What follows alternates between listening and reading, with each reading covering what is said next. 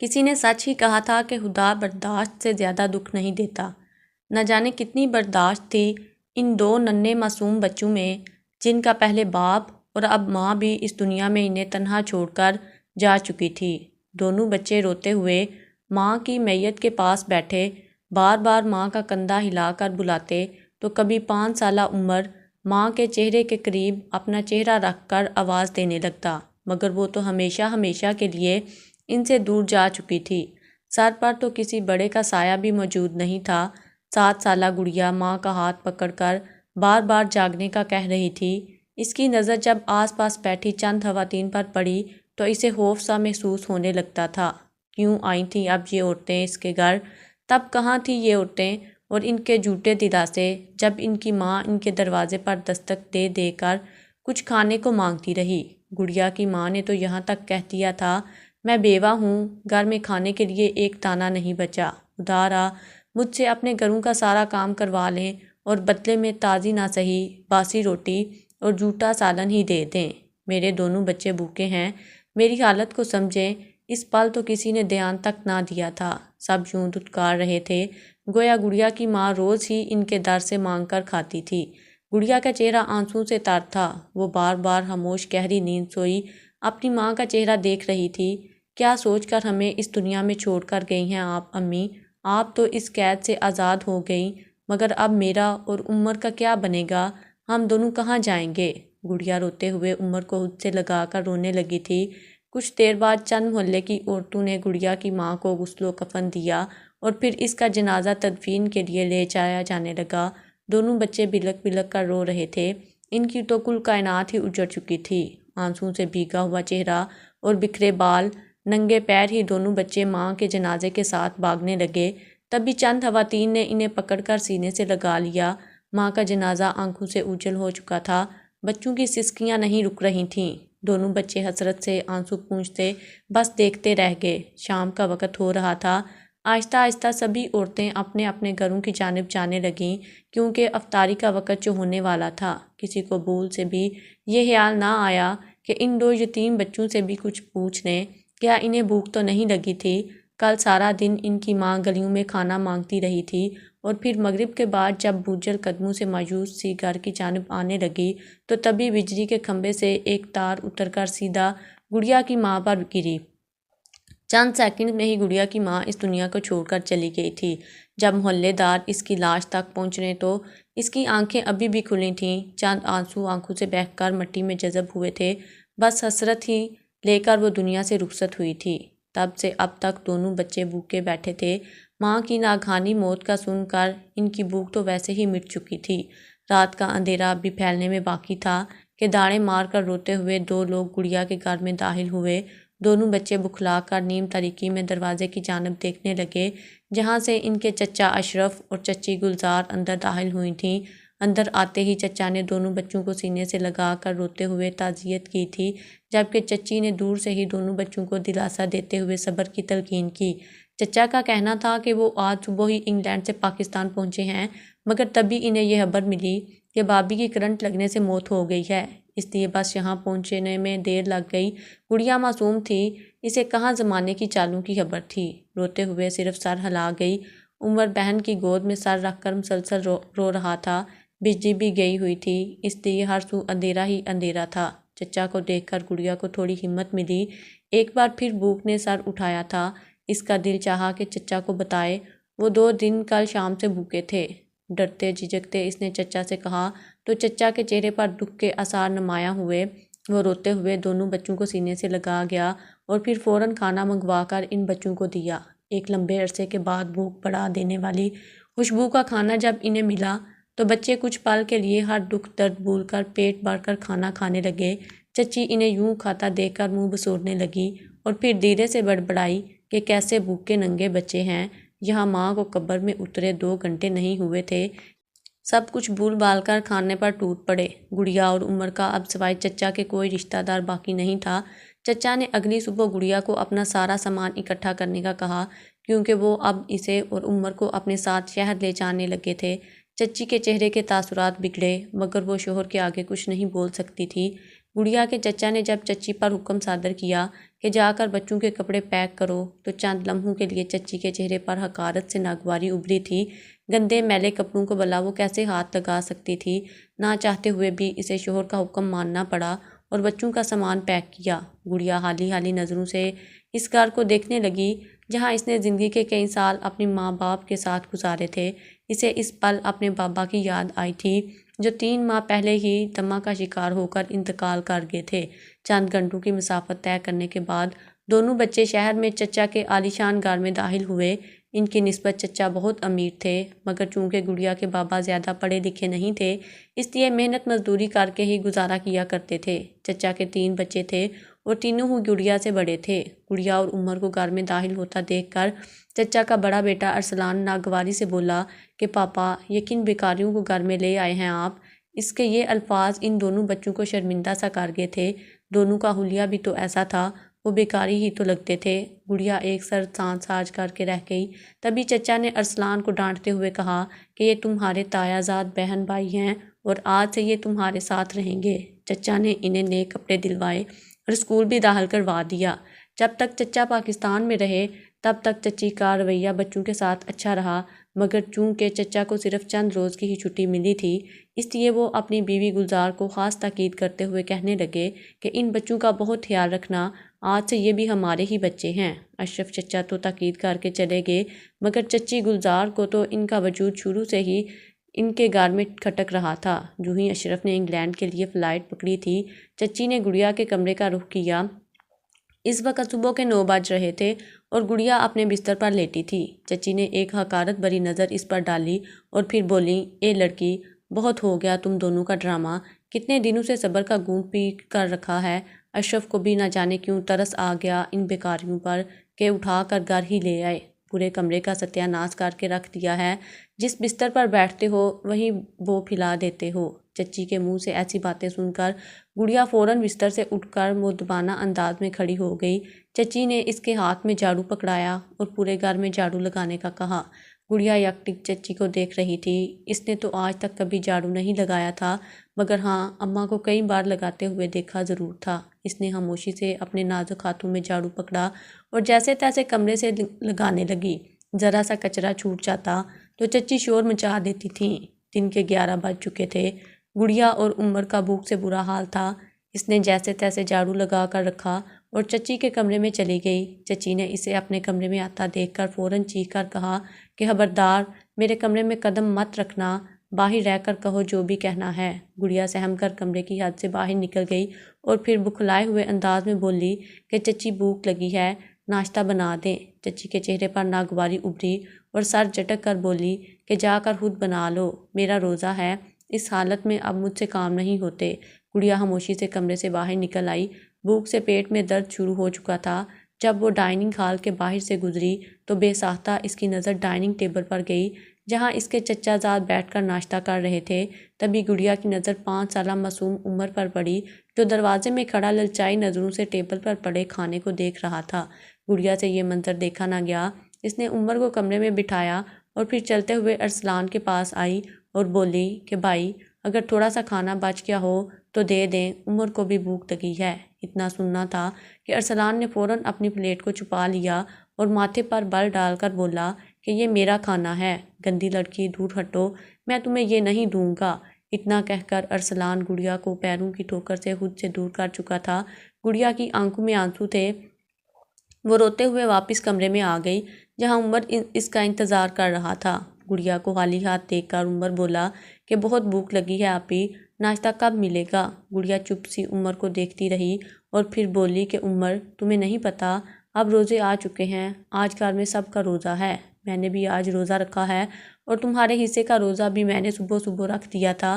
اب اگر تم نے افطار سے پہلے کچھ کھایا تو اللہ تعالیٰ تم سے بہت زیادہ ناراض ہو جائیں گے۔ گڑیا معصومیت کے ساتھ مسکراتی ہوئی عمر کو بہلا رہی تھی۔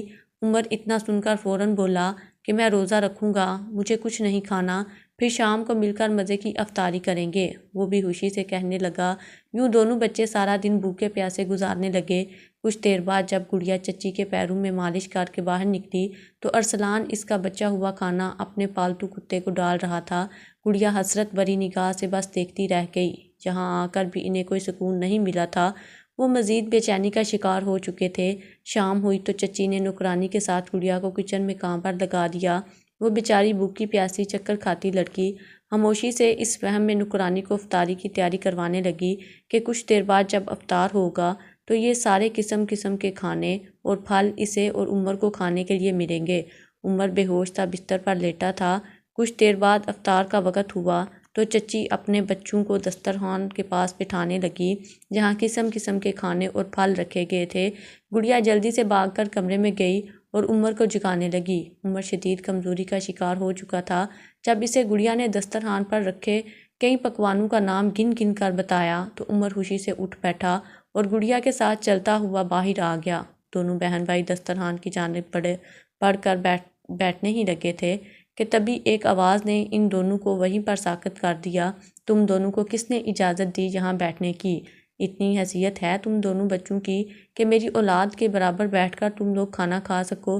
چچی کا حقارت بھرا لہجہ ان دونوں کی سماعتوں سے ٹکرایا تو فوراً دونوں وہاں سے 2 قدم دور ہٹے۔ چچی نے جھڑک کر انہیں دور فرش پر بیٹھنے کا کہا۔ گڑیا کی آنکھوں میں آنسو آئے تھے۔ وہ معصوم لڑکی فوراً عمر کو لے کر ان سے دور زمین پر بیٹھ گئی۔ تبھی چچی نے ملازمہ کو آواز دے کر کہا کہ ان دونوں کے لیے کھانا لے کر آؤ۔ ملازمہ فوراً ایک ٹرے اٹھا کر لائی اور ان بچوں کے سامنے رکھ دی۔ وہ جو سمجھ رہے تھے کہ کھانے میں قسم قسم کے پکوان ملیں گے، یہ دیکھ کر ان کی آنکھیں وہیں ساکت رہ گئیں، کیونکہ ٹرے میں کل رات کی بچی ہوئی باسی روٹی تھی جس کے اوپر نمک رکھا گیا تھا اور ساتھ سادہ پانی کا گلاس پڑا تھا۔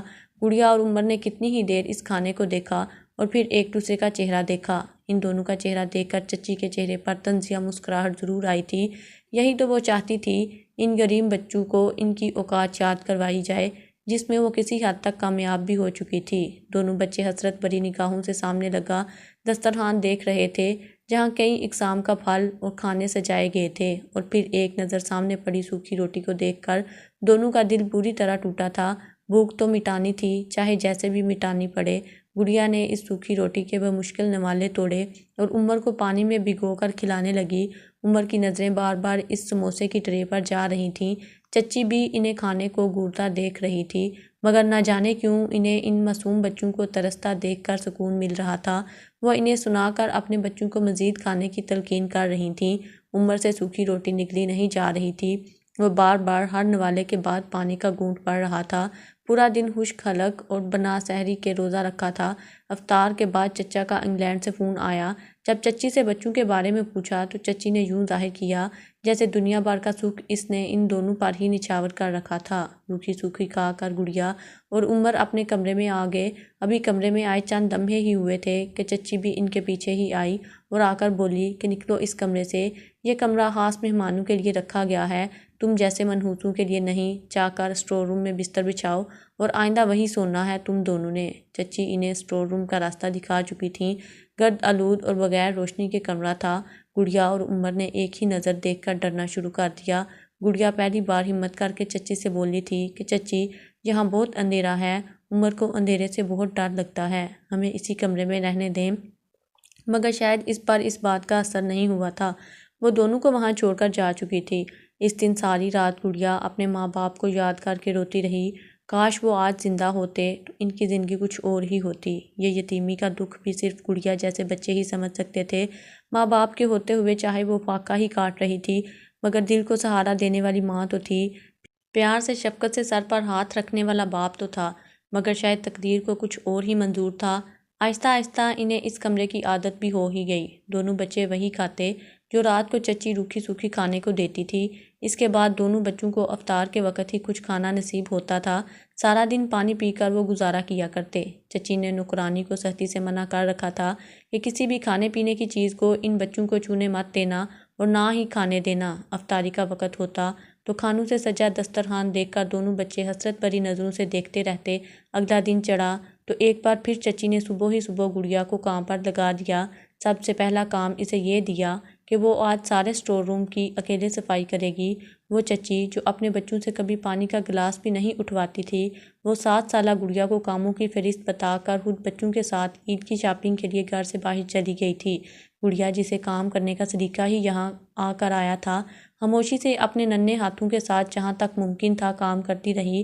باقی گھر کے کام نپٹا کر جب نوکرانی نے اسٹور روم کا رخ کیا تو گڑیا کو ننھے ہاتھوں کے ساتھ کام کرتے دیکھ کر اس کا دل ڈوب سا گیا۔ آہر کو وہ بھی بال بچوں والی تھی۔ اس کی نظر جب گڑیا کے ہاتھوں پر پڑی تو بے ساختہ اس کا دل کٹ کے رہ گیا تھا۔ گڑیا کے ہاتھوں میں صحت کام کر کے چھالے بن چکے تھے۔ ایک وقت کا کھانا وہ بھی باسی اور سوکھا کھا کر اس کے چہرے کی چمک زائل ہو چکی تھی۔ اس کا سفید رنگ اب مکمل طور پر سانولا ہوتا جا رہا تھا۔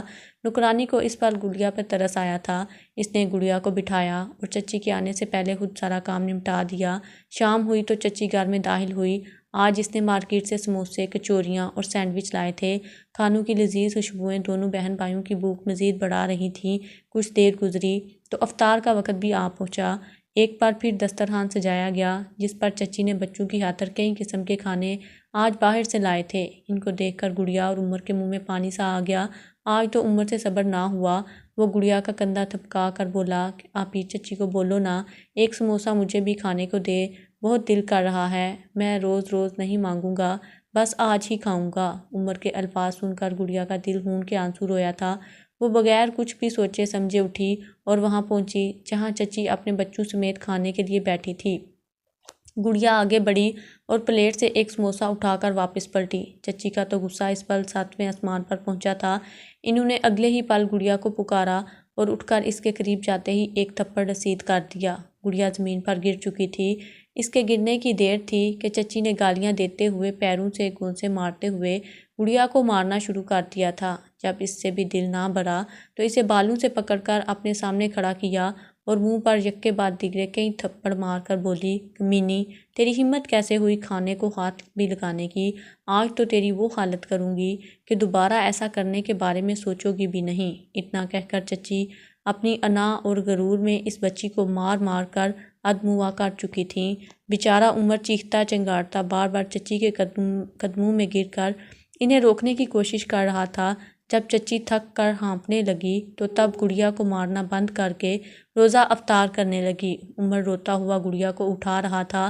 اٹھو آپی، اب تم کہیں مت جانا، پہلے ابو گئے، پھر اماں، اور اب تم بھی خاموش ہو گئی ہو۔ میں سوکھی روٹی کھا لوں گا، میں تم سے کبھی سموسہ نہیں مانگوں گا۔ عمر روتا ہوا بلک رہا تھا مگر گڑیا تو بے ہوش پڑی تھی۔ چچی اور اس کے بچے مزے سے افطار کر رہے تھے۔ کچھ دیر بعد گڑیا کو ہوش آیا تو اس کا سارا بدن درد سے چور پڑا تھا۔ وہ بمشکل اٹھ کر عمر کے سامنے اسٹور روم میں آ گئی۔ آج تو اس کے صبر کا پیمانہ لبریز ہو چکا تھا۔ وہ امی کو آوازیں دے کر بلک بلک کر رونے لگی۔